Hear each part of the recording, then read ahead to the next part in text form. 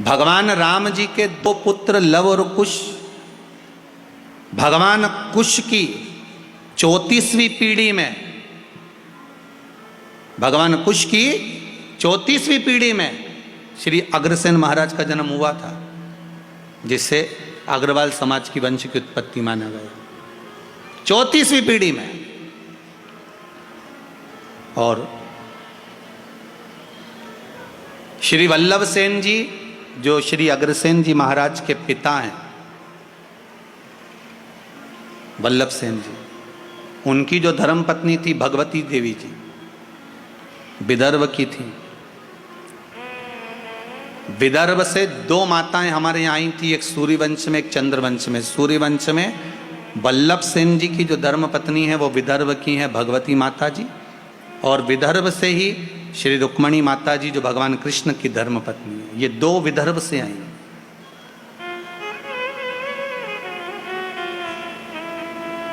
सिरसा हरियाणा से, प्रतापगढ़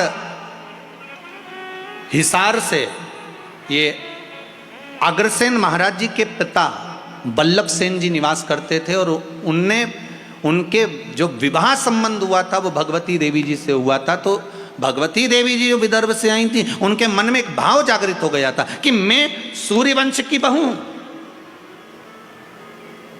राम जी के वंश में 34वीं पीढ़ी में, कुश के अंतर्गत 34वीं पीढ़ी में हमारा जन्म हुआ है, हम यहां आए हैं, क्यों ना राम जैसा पुत्र मेरे घर में उत्पन्न होना चाहिए।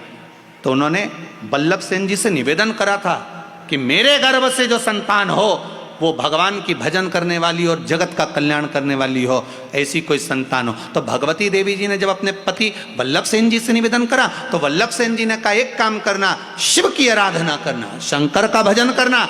और वल्लभ सेन और माता भगवती देवी ने दोनों ने जब शंकर की आराधना करी, स्वयं शंकर भगवान ने आकर कहा कि तुम्हारे गर्भ में जो बालक होगा वो राम जैसा ही कीर्तिवान होगा, कोई साधारण नहीं हो सकता।